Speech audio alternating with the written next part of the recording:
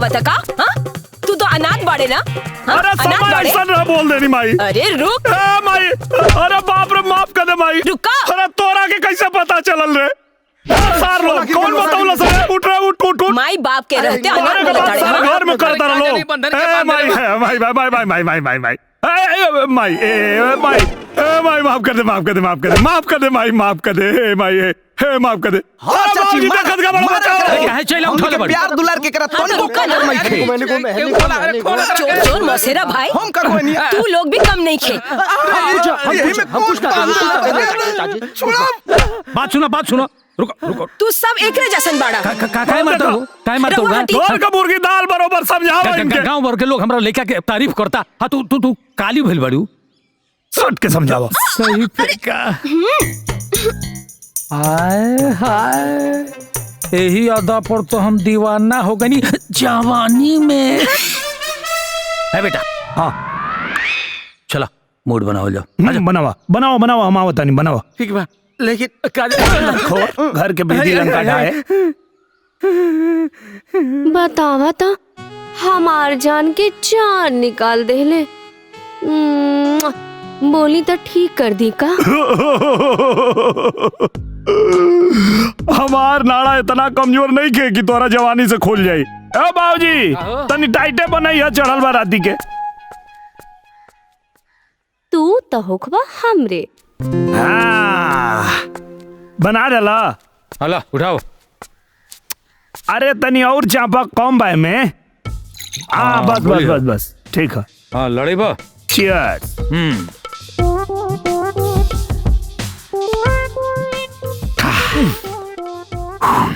कड़ा हो गया ना बाबू? ना ना एकदम सही बा, बाथरूम हो गया होता नहीं। और ये को बनाई ना जोर से लग गई। ए दीपक, लेकिन हमरा नहीं लागत कि क पाई। कहा नहीं कपाई भो? एगो काम रहल। अरे कोनो काम बता, हमके बतावा। चुटकी बजावत काम करावा। चुटकी बजा के कला। लेकिन हमके ऊ चश्मा चाहिए बस। चश्मा? हाँ चल दिया गल चश्मा। तो देखा तो हर काम एकदम चुटकी बजावत हो जाए फटाफट। पक्का? पक्का हो तो जो फुलवा के नंबर लेके आओ। जो जो जो पक्का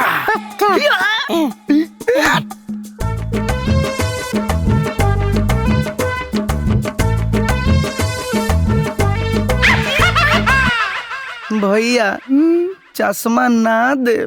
चुप है, पहले नंबर ले आवे तो दे। आसमान में टेडिंग डड़ंग। एक्सक्यूज मी, यस नंबर कहा हो? भैया चश्मा कहाँ बितवला ना, तुरतिया कहाँ बितवला ना। यह दीपक दिलदार मोतिया मोरलस कौन सवतिया रतिया कहाँ बितवला ना। वाह वाह, क्या बात है दीपक। रात भर पीले बने। राजू, राजू, अरे के है यहाँ राजू? बोला, हमारे पास टाइम नहीं के। टाइम तो लागी। पता नहीं केकर मुंह देखे के पड़ा था आजकल। हम कहले रही कि शहर से गायक बुलाला, मगर ना, ये देहाती गायक चाहिए। देहाती के भी जरूरत पड़ेला बाबू साहब। एगो जमाना रहे देवानंद के, ओकरा बाद राजेश खन्ना, अमिताभ बच्चन, शाहरुख खान, ओकरा बाद राजू। ढेर राजू राजू मत कर। ऐसा चिंदी कलाकार के हम अपन अंगूठा पे रखे नहीं। वो तो लड़की के ब्याह बा और लड़का वालन के डिमांड ना, तो हमार तक जूता भी ऐजा ना पड़े। हाँ तो अपन जूता उठावा और निकल रहा यहाँ से, ना तो कहीं जूता हमारे हाथ में आ गई तो पता ना चली जूता कहाँ पड़ी, पैर में कि माथा पे। तू हमरा के जानत नहीं के। क्यों बताए इनका के औकात बतावल ना दिखावल जाला। अब इज्जत पानी से प्यार बात निकल ना प्यार से। और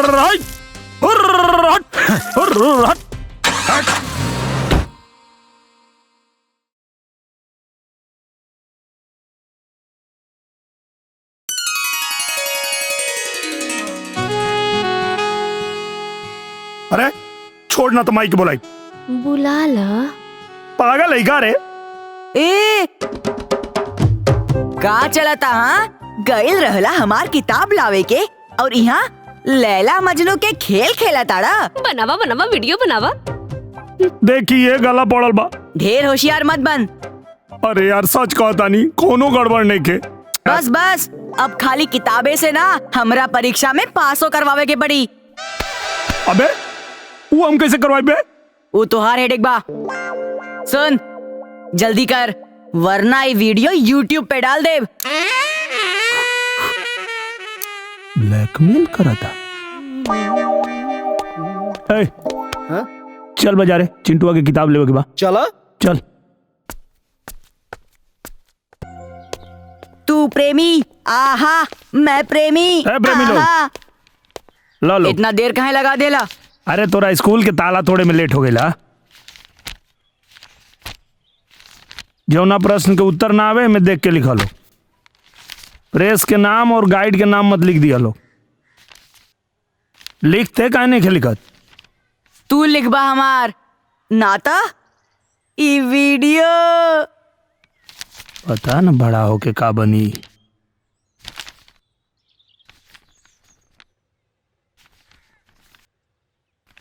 तो हके जे देखो तानी मदहोश होत बानी पूछतानी बात एगो हमके चुटकुला लिखा तारा का? चवनिया मुस्की मारत बाड़ा। गुलाब की हरे हाउ रात रानिया। इडियट।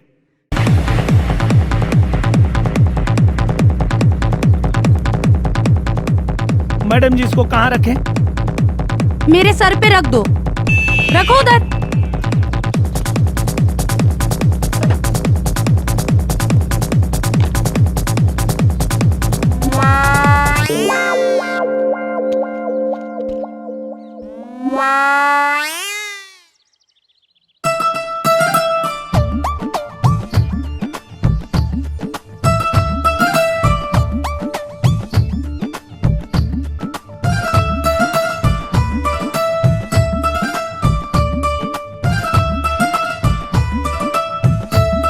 देख रहे हो तुम? जी आपके क्या? अब जी मतलब बहुत अच्छा स्टाइल बा कसरत करे के, चिप्स और कोल्ड ड्रिंक पी पी के।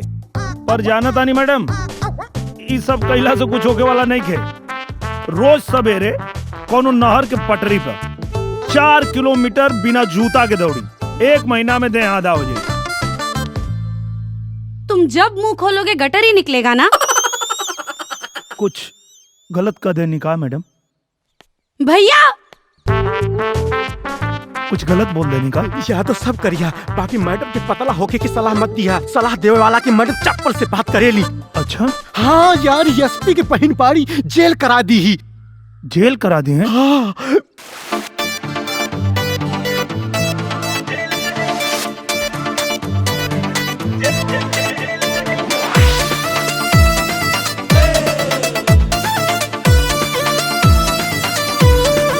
अरे भैया आज के ताजा खबर, मैडम के साथे पिंटू साहब जाइए दहेज में। अरे खाली पिंटू ना, यादव भी जाई दहेज में। अरे पिंटू साहब के सेवा पानी के करी। अच्छा और तू ना जेबा तब वहाँ हलवा के छीली?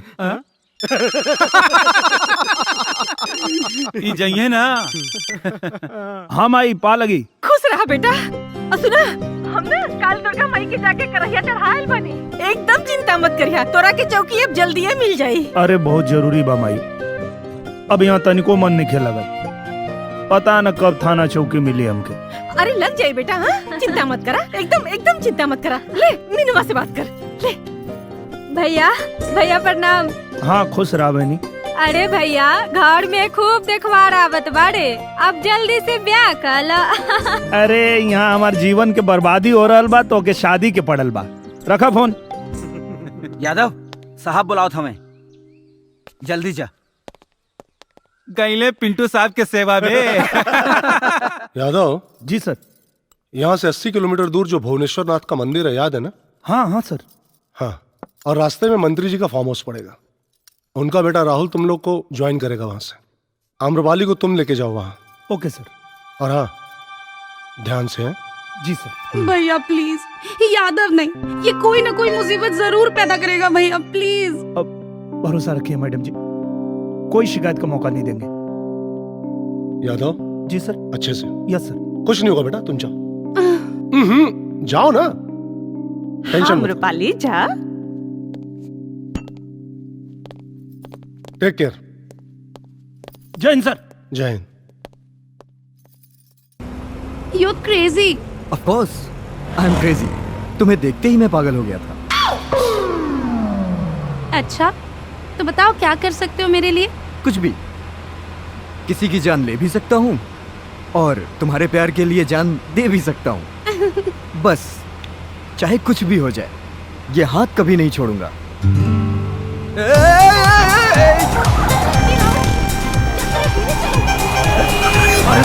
मत चलाओ।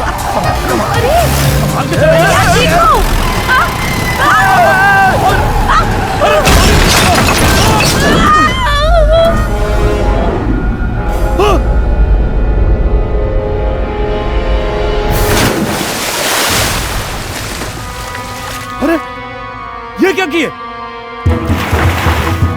यादव कुछ करो। अरे हम क्या करें? जा जल्दी बचावा, ना तो डूब जाई।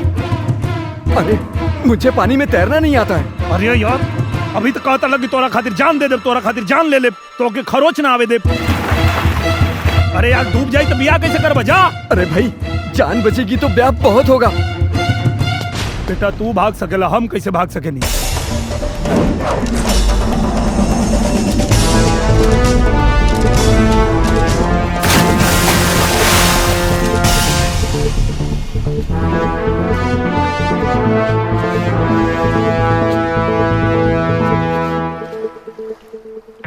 अरे का भइल? अरे पानी में गिर गेली है। मैडम जी, पेट में पानी भर मैडम गया, जी। दबावे के पड़ी। एसपी साहब के बहन नहीं, बगलेट कहीं के पानी निकली। मैडम जी। अरे मर्दे, जोर से दबावा।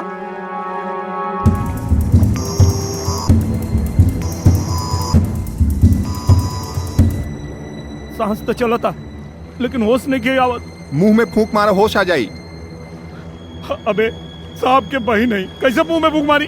अरे ये सूप काम हम ही कर देता नहीं। अबे अपन शक्ल देख लिया, सारा मुंह में फूकिए। अगर मैडम के पता चली कि तोरा मुंह में फूकला से इनका होश आइला, तो नदी में कूद के जान दे दिए। मुंह में फूकिए सारे। मैडम जी, मैडम जी, हे भगवान, हम क्या करें? मैडम जी,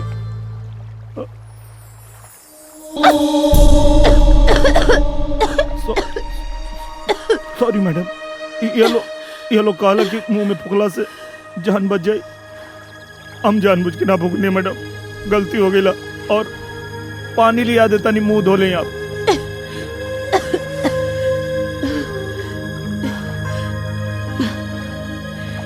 कोई बात नहीं यादव, चिंता मत करो, तुमने ठीक किया।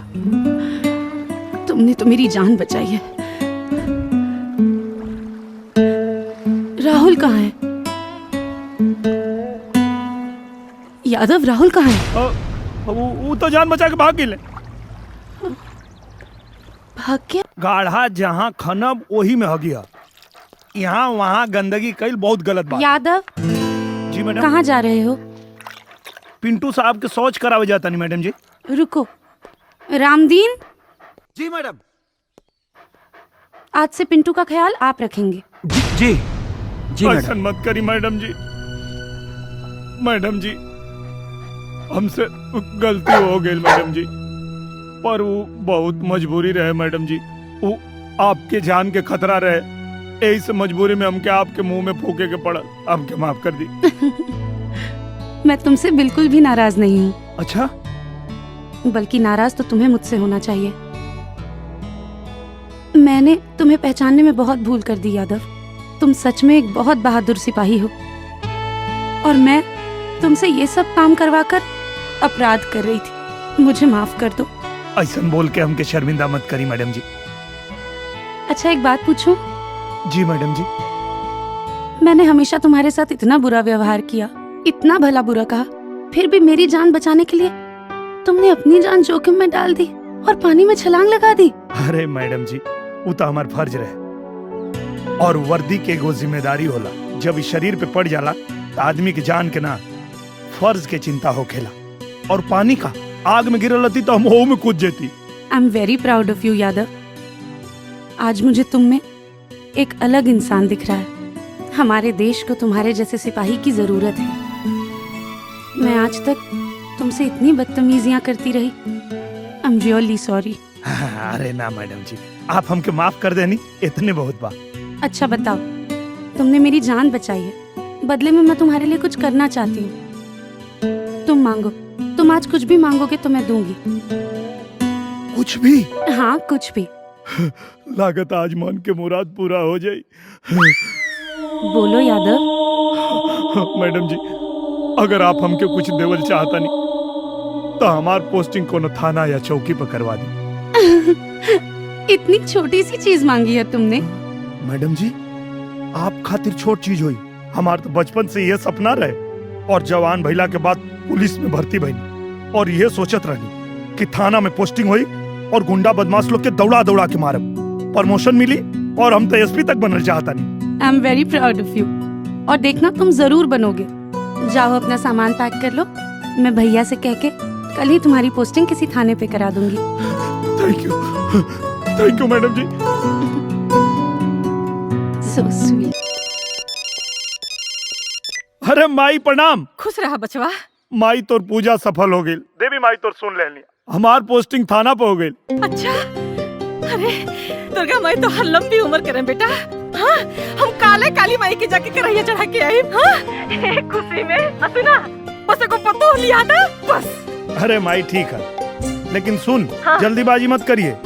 हाँ, काहे कि हम अपन बियाह अपने पसंद से करब, लड़की देख के। अच्छा ठीक बा, अब रखा, कुल बात फोन पे मत करा। अच्छा। हाँ, अभी हमके पैकिंग करे क्या। अच्छा ठीक बा। हाँ ठीक है, पाला यादव जी। मैडम किससे बात कर रहे थे? हाँ, माई से बात करते रहनी है। उनके जब पता चला कि हमार पोस्टिंग हो गई बा थाना पे, बहुत खुश हो गई लिया। अच्छा, और किसकी शादी की बात हो रही थी? हमरे ही शादी की बात होत रहा। बहुत देखनिहार आवता रहे सन, तब वह हम कहनी है कि जल्दीबाजी कल ठीक नहीं की। अच्छा, अभी तुम फोन पर बोल रहे थे कि लड़की को देखोगे, पसंद करोगे, उसके बाद शादी करोगे। तो कैसी लड़की से शादी करना चाहते हो? अरे शर्मा क्या रहे हो? किसी से प्यार व्यार करते हो क्या? अरे ना ना मैडम जी, ऐसा कोनो बात नहीं के। तो बताओ ना, कितनी सुंदर लड़की चाहिए? अब बस सुंदर होके के चाहिए, और का। अरे बस सुंदर मतलब कितनी सुंदर? मैडम जी, हम बताइब तो आप नाराज हो जाइए। अरे मैं क्यों नाराज होंगी? बताओ ना, कितनी सुंदर लड़की चाहिए? मैडम जी, आपे की जितना सुंदर होके के चाहिए। मेरे जितनी? मुझ में ऐसी क्या खास बात है? अरे मैडम जी, आपके जितना सुंदर देश में एक आधे को मिली है, करोड़ों में केहू केहू होला आपके जितना सुंदर। थैंक्स। मैं भगवान से प्रे करूंगी कि तुम्हें मेरी ही तरह लड़की मिले। थैंक यू मैडम जी। ये लो यूनिफॉर्म। एक सिपाही को देने के लिए मेरे पास इससे अच्छा तोहफा नहीं था। Thank you. और ये मोबाइल भी रखो, मैं व्हाट्सएप पे तुम्हें मैसेज किया करूंगी। थैंक यू मैडम जी। मैडम जी, जब हमरा खातिर इतना कुछ करनी है तब एगो काम और कर दी। क्या? हमके 2 दिन की छुट्टी दिलवा दी, हम घरे जाके आ जाए। मैं भैया से बात करूंगी। Thank you.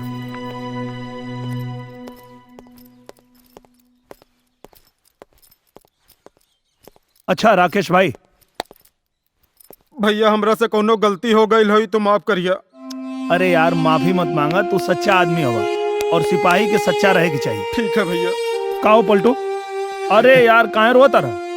ना यादव, ये खुशी के आंसू है, तो हर सपना पूरा हो गई। थैंक यू यार। चला रामदीन भाई। तो यार बहुत याद आई मर्दे, तेरे के बहुत मिस कर। अरे यार, तो फोन करिया, मिले आ जाए, कोनो विदेश जाता नहीं। चलो ध्यान रखिए अपन। यादव ओहो का भाई अब आओ चलो। आ तू चलबा तो यहाँ अलुआ के छीन ली। अरे यार अपन ध्यान रखिए लोग। अच्छा चश्मा निकाला हमके लगाओ। हाँ चला ध्यान रखिए लोग। अब लग रहे हो ना दबंग सिपाही, बहुत जच रहे हो। बहुत बहुत धन्यवाद मैडम जी, हम आपके एहसान जीवन भर ना उतार पाए। यादव, ये एहसान नहीं है, तुम इसके हकदार हो। और अगर तुम्हें लगता है कि मैंने तुम पर एहसान किया है तो मैं तुम्हें व्हाट्सएप पर एक मैसेज भेजूंगी। अगर तुम्हारा जवाब हाँ होगा तो मैं समझ जाऊंगी कि तुमने एहसान उतार दिया। जी मैडम जी। सुनो ना, एक सेल्फी हो जाए? जी मैडम जी।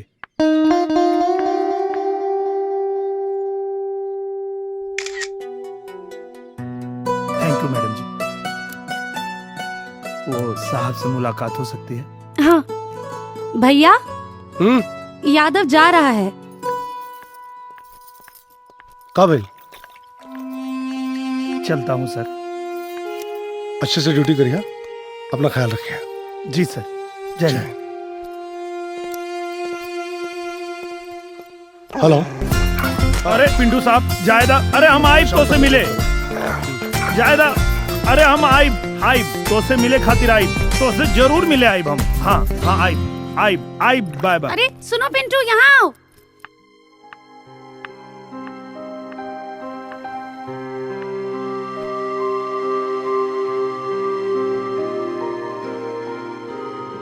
नफरत थी जिसकी अक्स से वो रूह बन गया, नजरों के रास्ते वो दिल में उतर गया।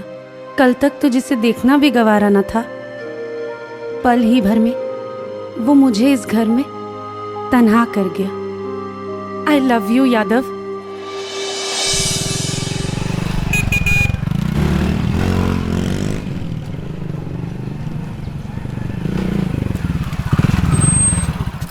प्रणाम भैया। अरे बेटा, कितना दुबरा गल हुआ बचवा। खुश रहा बबुआ।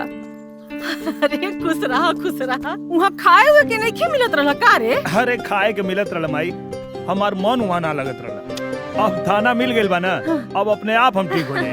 अरे देवर जी, थाना मिल गइल बा, बहुत खुशी के बात बा। बाकी अब जल्दी घर में एगो देवरानी चाहिए। हाँ अच्छा, अरे काम को कितना थाक गेल बाड़ू का कि देवरानी खातिर इतना उकताइल बाड़ू। अरे बड़का भैया, भाभी ठीक है कहा तारी। अब तक घर में छोटकी भौजी के अभे के चाहिए। अच्छा चाय पानी मत पूछिए, आजे बियाह करा दलो।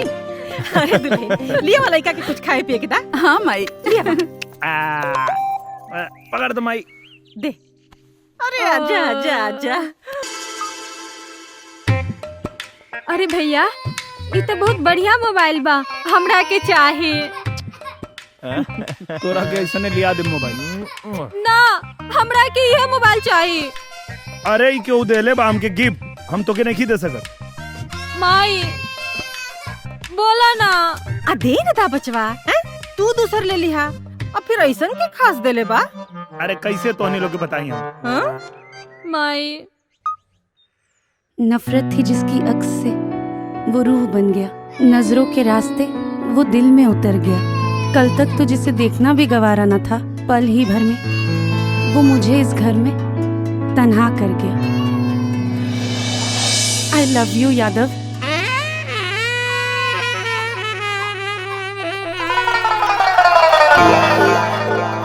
माई चाय तैयार बा। गई। अरे बाप रे।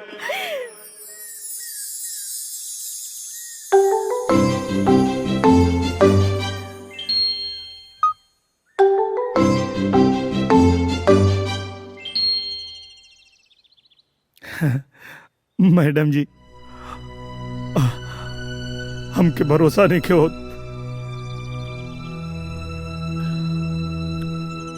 हम कैसे आपके बताई हमके कितना खुशी हो रहा बा। सपना है या हकीकत कैसे यकीन करूं? दिल में मची है खलबली, किसको बयां करूं? हसरत थी दिल में, खूबसूरत महबूबा मिले, मुझसे करे प्यार, उससे मेरी जरूरत हो। अब मिल गई हैं आप, तो बस इतना कहूंगा कि इस प्यार को इज्जत मिले। कुछ ऐसा करूंगा। आई लव यू मैडम जी, आई लव यू।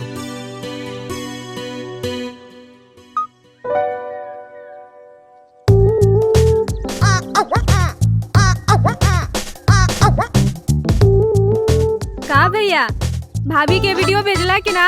अरे देखना जैते नहीं खे। हैं?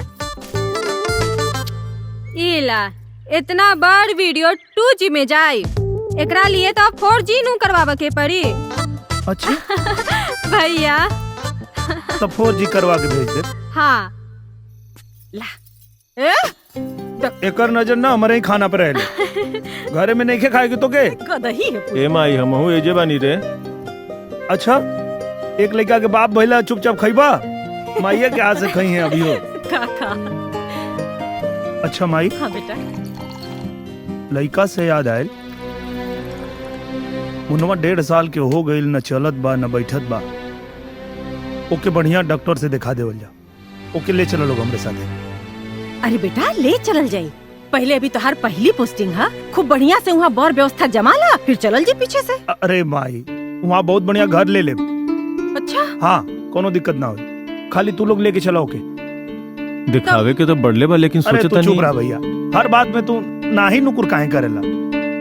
ओके लेके चले के बाद बस भौजी तैयारी कर। जरूर मुतबे मूत बब्बर सेठ हमार मौत निकाले में तोरा 7 पोस्ट के मौत मारी आ जाई। सिपाही से चले ताश तो खेलवे खत्म कर देता नहीं। ना ना ना ना ना ना ना ना बब्बर सेठ, पूरा पुलिस डिपार्टमेंट फंस जाई और साथ में तू लोग भी फंस जीबा। अब पार्टी के छवि खराब हुई तो न लग। धोनी के हमेशा 24 घंटा पार्टी का डर लगल बा। अरे बब्बर सेठ तू टेंशन मत ले, एकरा पर तो देशद्रोह का ऐसा इल्जाम लगवाइब ना कि सारा जिंदगी जेल में चक्की पीसी। तब एकरा के पता चली कि बब्बर सेठ से ना बब्बर शेर से टक्कर ले ले बा। बाकी सब लोहा सिंह संभाल नहीं है हो। सिपाही बना देशद्रोही। दिनेश यादव नाम का एक सिपाही जिसकी हरकतों पर पूरा पुलिस डिपार्टमेंट शर्मिंदा है। दरअसल कल हथियारों से भरा एक ट्रक पुलिस के हाथों लग गया। पुलिस के आला अफसरों का कहना है कि यादव पुलिस में भर्ती ही इसलिए हुआ था कि अपने देशद्रोही साथियों की मदद कर सके।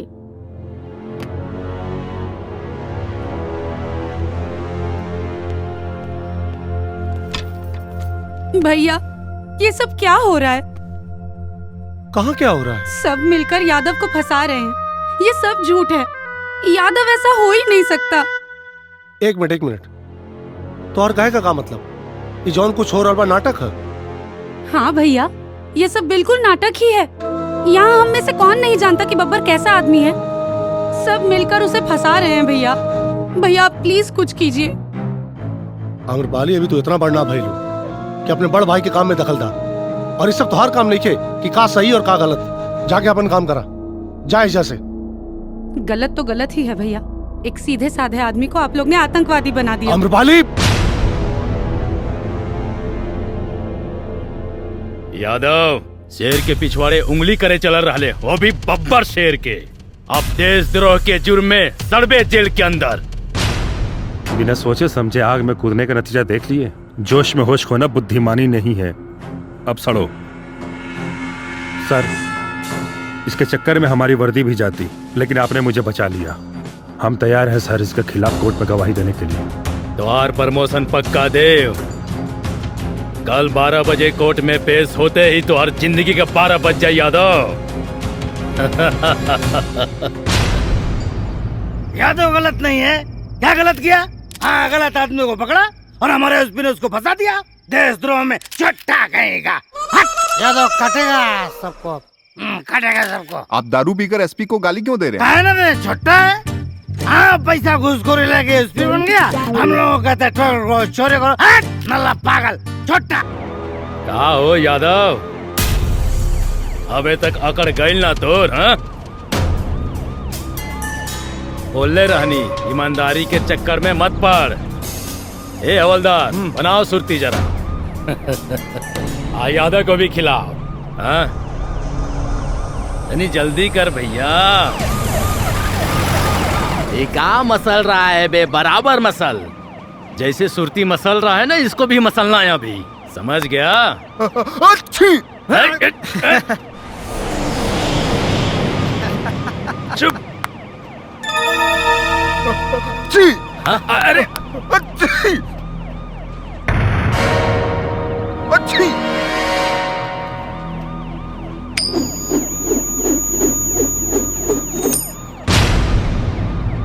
लाओ भैया।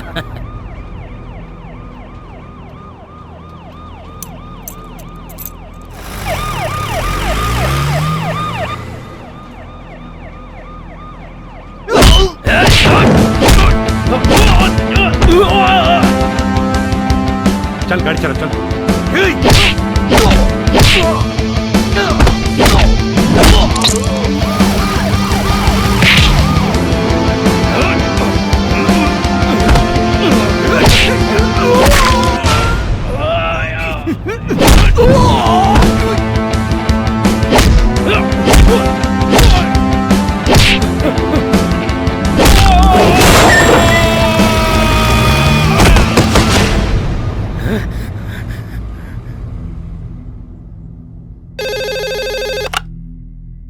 हेलो सर, यादव फरार हो गया।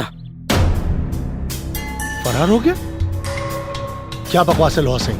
सही कह रहे हैं सर, देव सिंह ने गद्दारी की है। सर, जाते जाते वो सरकारी असला भी लूट ले गए। एक मुजरिम पुलिस कस्टडी से फरार हो गया और तुम क्या कर रहे थे? चप्पे चप्पे पे नजर रखो। किसी भी कीमत पर यादव की गिरफ्तारी चाहिए। चल फोन रखो।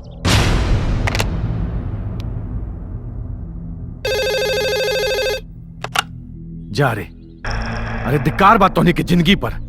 एगो पता नहीं सा सिपाही तोरा पूरा पुलिस फोर्स के धोखा देके चल गई और तोहनी के हाथ पे हाथ रख के बचल बड़ा सन। खबर से बात सुन हमारे पहले। हमरे सबर का इम्तिहान मत ले एसपी, ना था आदमी हम जानवर नियर काटी ले। जितना जल्दी हो सके ओके पकड़, पकड़ ओके।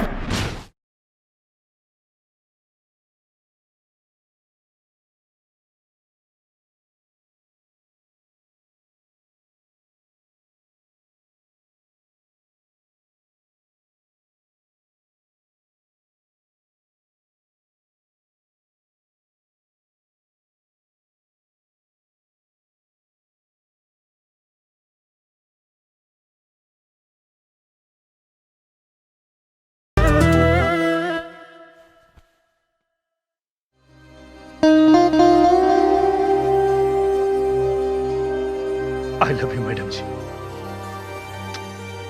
आई लव यू।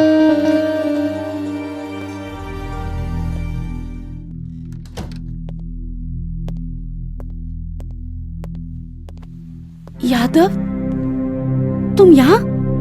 चिंता मत करी मैडम जी, हम यहाँ आपके कोनो नुकसान पहुंचावे नहीं खियाल। बस ही जाने खातिर आयल बानी कि आज पूरा दुनिया हमके देशद्रोही साबित करे पे लागल बा। का रहुआ भी हमके देशद्रोही समझता नहीं? बिल्कुल नहीं यादव, तुम पहले भी मेरे लिए हीरो थे, हो और जीवन भर रहोगे। थैंक यू मैडम जी। यादव, मैंने तुम्हें एक मैसेज भेजा था। हाँ मैडम जी, हम वो जवाब देवे की कोशिश कैले रहनी, लेकिन ओकरा पहले ही सब महाभारत हो गई। पर मुझे तुम्हारा जवाब मिल गया।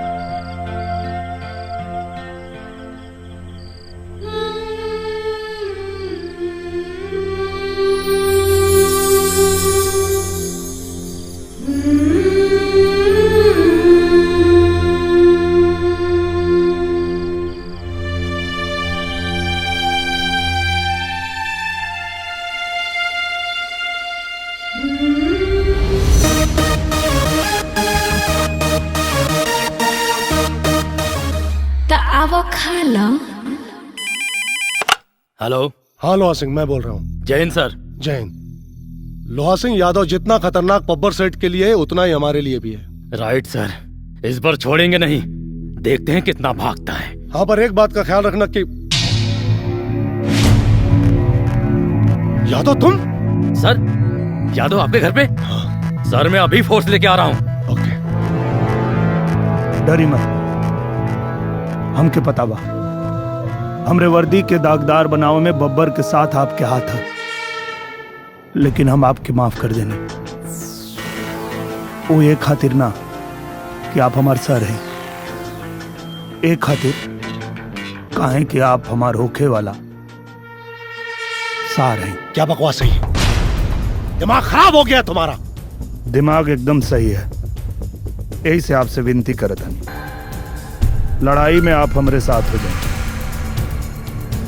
और दुनिया के बता दी कि हम एगो भगोड़ा ना, ईमानदार और मर्द सिपाही हैं। तुम्हें क्या लगता है यादव, तुम एक बार भाग क्या गए क्रांतिकारी हो गए? फोर्स आ रही है, बच नहीं पाओगे। जब तक बब्बर और तोहरा जैसन लोग के असलियत जनता के सामने ना ले आई, तब तक हमके पकड़ल तो दूर छू भी ना पाएगा। नजर घुमा के देख लो यादव, तुम गिर चुके हो अभिमन्यु की तरह। सरेंडर कर दो नहीं तो मारे जाओगे। जब तक हमारा मिशन पूरा ना हो, हमके मारे में यमराज के भी पसीना छूट जाए। एक बात और, ये कलयुग है और कलयुग के अभिमन्यु के ही पता है कि चक्रव्यूह कैसे तोड़ल जाला। ये क्या बेवकूफी है? पागल हो गए हो तुम लोग? मारे जाओगे तुम लोग भी इसकी तरह। सर हम रउआ से कम पढ़ा लिखल जरूर बानी, पर ईमानदारी और बेईमानी में फर्क मालूम बा हमरा के। हम सब यादव के साथ बानी। ए, सब के हुआ अपन गन फेंक दा, ना तो साहब का खोपड़िया खोल दे बेचे। रॉन्ग, बहुत गलत कर रहे हो तुम लोग। देखो मैं फिर समझा रहा हूँ तुम लोगों को, सब के सब मारे जाओगे। सिपाही रे, सिपाही रे, सिपाही रे। गाड़ी तक छोड़े ना चलवा एसपी साहब।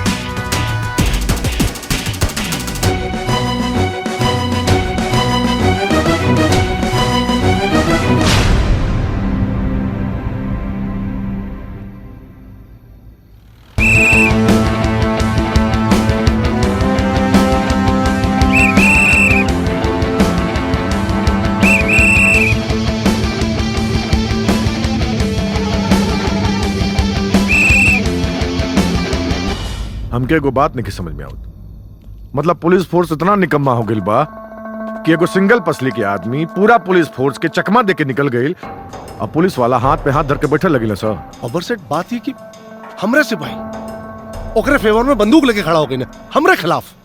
अब समझ में नहीं क्या, अचानक धोखा हो गई। एक मिनट, कहीं तू लोग बिरादरी तो नहीं खेला? अरे ना ना ना ना ना ना ना, अगर तू लोगों से नहीं हो तो हमसे बता दो, हम अपने आदमी के काम पे लगा दे। और अगर हमारा आदमी काम पे लग जी है नु तो शहर में हुई कत्लेआम और शहर के लॉ एंड ऑर्डर लग जाए दक्षिण। बब्बर सेठ हमार बात सुना, ऐसा कुछ करे का जरूरत नहीं खे। जगह जगह नाकेबंदी कर दियल गई बा, पुलिस चप्पा चप्पा पर तैनात बा, यादव बच के भाग न पाई। देखा, अगर कानून व्यवस्था के कुछ हुई तो हमारे मंत्री पद पर आ जाए, हमरे पर आ जाए का मतलब आप पर आ जाए। ऐसा कुछ मत करे एसपी साहब, बताई ना।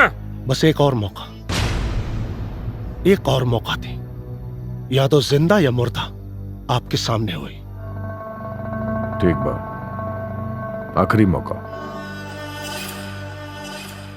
आखिरी मौका गवैला लग तो ओकरे बाद मिली सजा। और बब्बर सेठ के सजा का मतलब मौत।